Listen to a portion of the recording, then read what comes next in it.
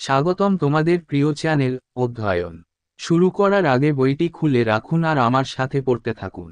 আমাদের এই ছোট্ট চ্যানেলটি সাবস্ক্রাইব করতে ভুলবেন না। চলুন শুরু করি।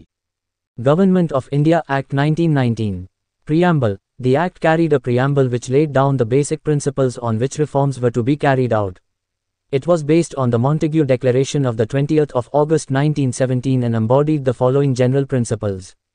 ভারত সরকার আইন 1919 প্রস্তাবনা। আইনটি একটি প্রস্তাবনা বহন করে যা মৌলিক নীতিগুলি নির্ধারণ করে যার ভিত্তিতে সংস্কার করা হবে। এটি 20শে আগস্ট 1917 এর মন্টাগু ঘোষণার উপর ভিত্তি করে এবং নিম্নলিখিত সাধারণ নীতিগুলিকে মূর্ত করেছিল। British India is to remain an integral part of the British Empire. Responsible government in British India is the objective of the declared policy of Parliament. Responsible government is possible through progressive reforms only. For this, it is necessary to provide for two things: 1. Increasing association of Indians in every branch of administration, and 2. Gradual development of self-governing institutions. Complete popular control, as far as possible, in the field of local government. The provincial governments to be in a large measure independent of the government of India and to be responsible in some measure to popular representatives. British Bharat British সাম্রাজ্যের অবিচ্ছেদ্য অংশ হয়ে থাকবে। British ভারতে দায়িত্বশীল সরকার সংসদের ঘোষিত নীতির উদ্দেশ্য প্রগতিশীল সংস্কারের মাধ্যমেই দায়িত্বশীল সরকার সম্ভব। এর জন্য দুটি জিনিসের ব্যবস্থা করা প্রয়োজন: 1. প্রশাসনের প্রতিটি শাখায় ভারতীয়দের যোগসাজশ বৃদ্ধি এবং 2. স্বশাসিত প্রতিষ্ঠানগুলির ধীরে ধীরে বিকাশ। সম্পূর্ণ জনপ্রিয় নিয়ন্ত্রণ, যতদূর সম্ভব, স্থানীয় সরকারের ক্ষেত্রে। প্রাদেশিক সরকারগুলি ভারত সরকারের থেকে অনেকাংশে স্বাধীন হতে হবে এবং জনপ্রিয় প্রতিনিধিদের প্রতি কিছুটা দায়বদ্ধ হতে হবে। Main provisions of the Act of 1919. Changes in Home Government. The Secretary of State for India was now to be paid by the British Exchequer and not out of the Indian revenues as had been the case since 1793, thus undoing a long-drawn injustice. Some of his functions were also taken away and given to the High Commissioner for India, who was to be appointed and paid by the Government of India and was to act as an agent of Governor-General in Council. It is commonly held that the powers of the Secretary of State were curtailed in the wake of Congress resolution passed in 1916, demanding the governance of India from Delhi and not from Downing Street. 1919 সালের আইনের প্রধান বিধান। Home সরকারের পরিবর্তন। ভারতের জন্য secretary of স্টেটকে এখন British রাজস্ব দিয়ে পরিশোধ করতে হবে এবং ভারতীয় রাজস্বের বাইরে নয়, যেমনটি 1793 সাল থেকে হয়ে আসছে। এইভাবে দীর্ঘকাল ধরে টানা অন্যায়কে বাতিল করে তার কিছু কার্যভারও কেড়ে নেওয়া হয়েছিল এবং ভারতের হাইকমিশনারকে দেওয়া হয়েছিল, যাকে ভারত সরকার নিয়োগ এবং অর্থ প্রদান করতে হয়েছিল এবং গভর্নর জেনারেল ইন কাউন্সিলের এজেন্ট হিসাবে কাজ করতে হয়েছিল। এটি সাধারণত মনে করা হয় যে 1916 সালে কংগ্রেসের গৃহীত প্রস্তাবের পরিপ্রেক্ষিতে সেক্রেটারি অফ স্টেটের ক্ষমতা হ্রাস করা হয়েছিল। ভারতের শাসনের দাবি দিল্লি থেকে এবং ডাউনিং স্ট্রিট থেকে নয়। Changes in Government of India. Changes in central government. The central executive. Under the Act of 1919, the central government did not undergo any change in its basic principle. The chief executive authority remained vested in the Governor-General, who was responsible to the British Parliament through the Secretary of State and not to the Indian legislature. Thus, it continued to remain unrepresentative government. To implement the policy of increasing association of Indians, of the 8 members of the Governor-General's Executive Council, 3 would be Indians. However, these members were always allotted portfolios of lesser significance, like law, education, labor, health or industry. Bharat সরকারের পরিবর্তন। কেন্দ্রীয় সরকারের পরিবর্তন। কেন্দ্রীয় কার্যনির্বাহী 1919 সালের আইনের অধীনে কেন্দ্রীয় সরকার তার মৌলিক নীতিতে কোনো পরিবর্তন করেনি। প্রধান নির্বাহী কর্তৃত্ব গভর্নর জেনারেলের উপর ন্যস্ত ছিল, যিনি ব্রিটিশ পার্লামেন্টের কাছে দায়বদ্ধ ছিলেন রাজ্য সচিবের মাধ্যমে, ভারতীয় আইনসভার কাছে নয়। এভাবে অপ্রতিনিধিত্বহীন সরকার থেকে যায়। ভারতীয়দের মেলামেশা বৃদ্ধির নীতি বাস্তবায়নের জন্য গভর্নর জেনারেলের কার্যনির্বাহী পরিষদের 8 সদস্যের মধ্যে 3 জন ভারতীয় হবেন। যাই হোক, এই সদস্যদের সর্বদা আইন, শিক্ষা, শ্রম, স্বাস্থ্য বা শিল্পের মতো কম গুরুত্বের পোর্টফোলিও বরাদ্দ করা হয়েছিল। The central legislature. Under the Act, a bicameral legislature was established. The two houses were the Indian Legislative Assembly and the Council of State. কেন্দ্রীয় আইনসভা আইনের অধীনে একটি দ্বিকক্ষ বিশিষ্ট আইনসভা প্রতিষ্ঠিত হয়েছিল। দুটি কক্ষ ছিল ভারতীয় আইনসভা এবং রাজ্য পরিষদ। The Indian Legislative Assembly, lower house. It was to consist of 145 members, of whom 41 were to be nominated and 104 were to be elected members. Of the 104 elected members, 52 were to be returned by general constituencies, 32 by the communal constituencies, 30 by the Muslims, 2 by the Sikhs, and 20 by special constituencies, 7 by landlords, 9 by Europeans and 4 by the Indian commercial community. ভারতীয় আইনসভা নিম্ন কক্ষ। এটি 145 জন সদস্য নিয়ে গঠিত, যার মধ্যে 41 জন মনোনীত এবং 104 জন নির্বাচিত সদস্য হওয়ার কথা ছিল। 104 জন নির্বাচিত সদস্যের মধ্যে 52 জন সাধারণ নির্বাচনী এলাকা দ্বারা, 32 জন সাম্প্রদায়িক নির্বাচনী এলাকা, 30 জন মুসলমান, 2 জন শিখ এবং 20 জন বিশেষ নির্বাচনী এলাকা, 7 জন জমিদারদের দ্বারা, 9 জন ইউরোপীয় এবং 4 জন ভারতীয় বাণিজ্যিক এলাকা দ্বারা প্রত্যাবর্তন করা হয়েছিল। সম্প্রদায়। The method of indirect election is prevalent under the Act of 1909 was abolished and, for the first time, direct election was introduced. 1909 সালের আইনের অধীনে প্রচলিত পরোক্ষ নির্বাচনের পদ্ধতি বিলুপ্ত করা হয় এবং প্রথমবারের মতো প্রত্যক্ষ নির্বাচন প্রবর্তন করা হয়। The system of communal electorate continued and was extended to Sikhs also. The seats were distributed among the provinces not on the basis of their population but on the basis of their so-called importance. For example, both Bombay and Madras were granted 12 seats each, though the population of Bombay was only half of that of Madras, the reason being the commercial importance of Bombay. সাম্প্রদায়িক নির্বাচনের ব্যবস্থা অব্যাহত ছিল এবং শিখদের মধ্যেও প্রসারিত হয়েছিল। আসনগুলি প্রদেশগুলির মধ্যে তাদের জনসংখ্যার ভিত্তিতে নয়, তাদের তথাকথিত গুরুত্বের ভিত্তিতে বণ্টন করা হয়েছিল। উদাহরণস্বরূপ, বোম্বে এবং মাদ্রাজ উভয়কেই 12টি করে আসন দেওয়া হয়েছিল, যদিও বোম্বের জনসংখ্যা মাদ্রাজের মাত্র অর্ধেক ছিল, কারণ বোম্বাইয়ের বাণিজ্যিক গুরুত্ব। The term of the assembly was fixed at 3 years, but it could be extended by the Governor General. It is noteworthy that the last assembly elected in 1936 was dissolved only after 10 years. বিধানসভার মেয়াদ 3 বছর নির্ধারণ করা হয়েছিল, তবে governor general দ্বারা এটি বাড়ানো যেতে পারে। এটি লক্ষণীয় যে 1936 সালে নির্বাচিত সর্বশেষ অ্যাসেম্বলিটি 10 বছর পরেই ভেঙে দেওয়া হয়েছিল। The Council of State, upper house. It was to consist of 60 members, 26 of whom were to be nominated by the Governor General and 34 were to be elected, thus introducing an elected majority. Of the 34 elected members, 20 were to be elected by general constituencies, 10 by Muslims, 3 by Europeans and 1 by Sikh constituencies. রাজ্য পরিষদ, উচ্চ কক্ষ। এটি 60 জন সদস্যের সমন্বয়ে গঠিত ছিল, যাদের মধ্যে 26 জনকে গভর্নর জেনারেল কর্তৃক মনোনীত করতে হবে এবং 34 জনকে নির্বাচিত করতে হবে। এইভাবে নির্বাচিত সংখ্যাগরিষ্ঠতা প্রবর্তন করা হবে। 34 জন নির্বাচিত সদস্যের মধ্যে 20 জন সাধারণ নির্বাচনী এলাকা, 10 জন মুসলিম, 3 জন ইউরোপীয় এবং 1 জন শিখ নির্বাচনী এলাকা দ্বারা নির্বাচিত হবেন। Each member held his seat for 5 years, though the council itself was partially renewed every year. The members were called honorable. Women were not allowed to become a member of the house.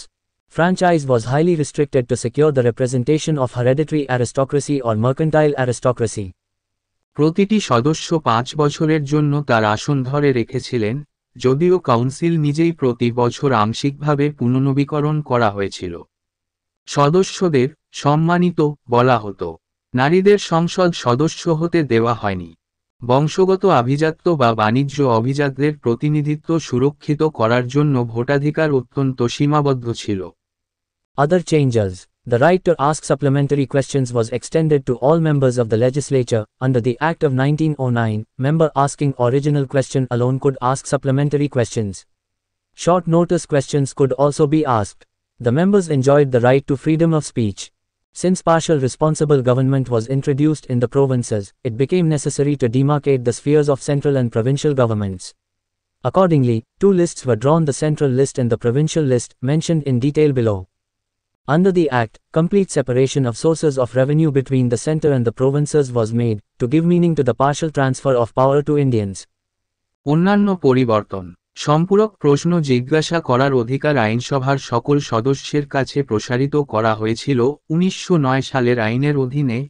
মূল প্রশ্ন জিজ্ঞাসাকারী সদস্য একাই সম্পূরক প্রশ্ন জিজ্ঞাসা করতে পারেন। সংক্ষিপ্ত বিজ্ঞপ্তি প্রশ্ন জিজ্ঞাসা করা যেতে পারে।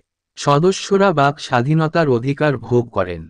যেহেতু প্রদেশগুলিতে আংশিক দায়িত্বশীল সরকার প্রবর্তিত হয়েছিল, তাই কেন্দ্রীয় ও প্রাদেশিক সরকারের ক্ষেত্রের সীমানা নির্ধারণ করা প্রয়োজন হয়ে পড়ে। তদনুসারে দুটি তালিকা টানা হয়েছিল, কেন্দ্রীয় তালিকা এবং প্রাদেশিক তালিকা, নিচে বিস্তারিতভাবে উল্লেখ করা হয়েছে। এই আইনের অধীনে ভারতীয়দের কাছে ক্ষমতার আংশিক হস্তান্তরের অর্থ প্রদানের জন্য কেন্দ্র এবং প্রদেশগুলির মধ্যে রাজস্বের উৎসগুলির সম্পূর্ণ বিভাজন করা হয়েছিল। Special powers of the Governor General. In addition to the veto power, he was given the power of certification.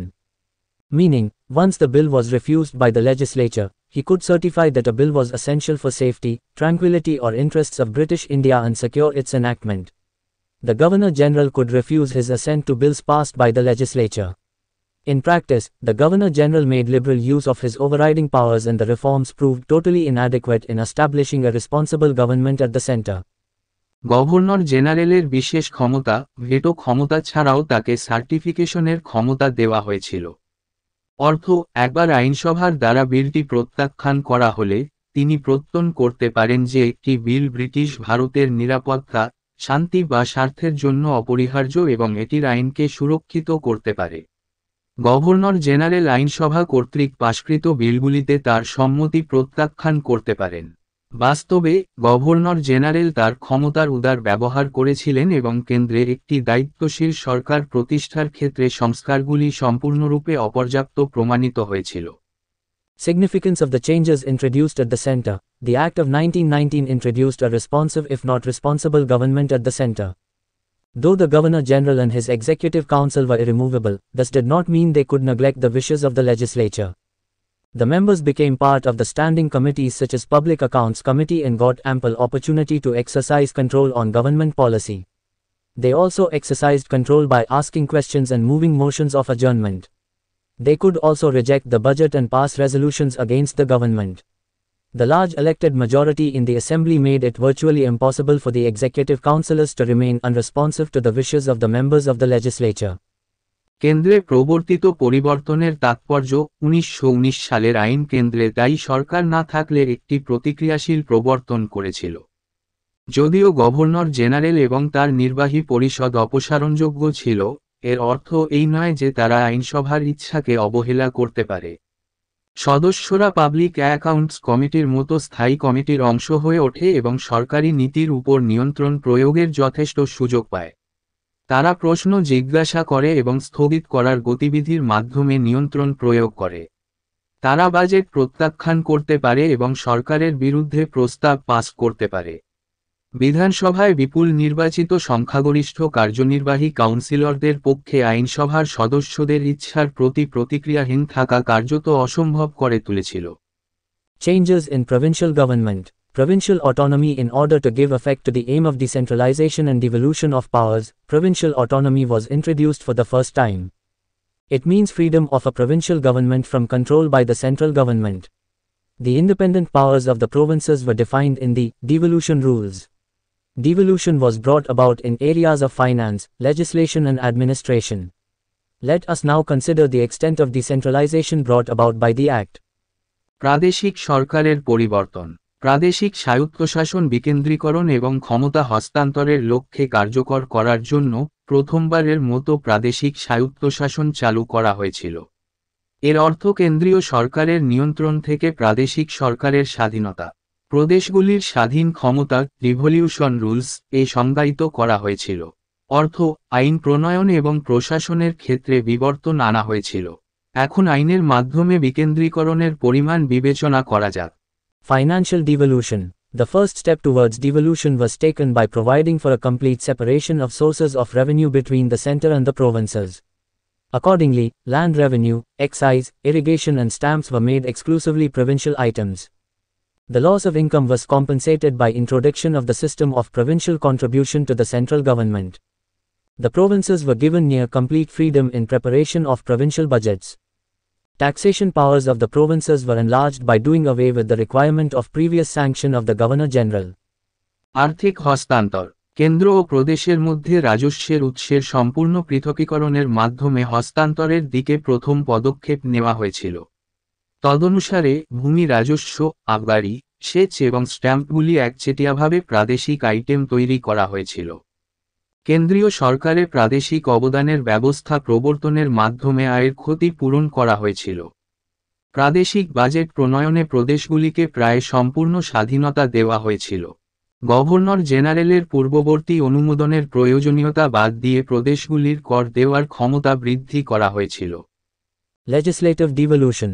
This was brought about by separating the items of legislation by the center and the provinces. Accordingly, two lists were drawn: Central List and Provincial List. Central List included subjects of national importance or which related to more than one province like foreign affairs, political relations, defense, communications, post and telegraph, public debt, tariff and customs, patents, currency, etc. আইন প্রণয়ন কেন্দ্র এবং প্রদেশগুলি দ্বারা আইনের আইটেমগুলিকে আলাদা করার মাধ্যমে এটি আনা হয়েছিল। সে অনুযায়ী দুটি তালিকা টানা হয়: কেন্দ্রীয় তালিকা ও প্রাদেশিক তালিকা। কেন্দ্রীয় তালিকা জাতীয় গুরুত্বের বিষয় বা যা একাধিক প্রদেশের সাথে সম্পর্কিত, যেমন বৈদেশিক বিষয়, রাজনৈতিক সম্পর্ক, প্রতিরক্ষা, যোগাযোগ, পোস্ট এবং টেলিগ্রাফ, পাবলিক ডেট, ট্যারিফ এবং শুল্ক, পেটেন্ট, মুদ্রা ইত্যাদি। Provincial list included subjects which were only of provincial importance like local self-government, public health and sanitation, education, public works, agriculture, land revenue administration, forests, water supply, famine relief, law and order, etc.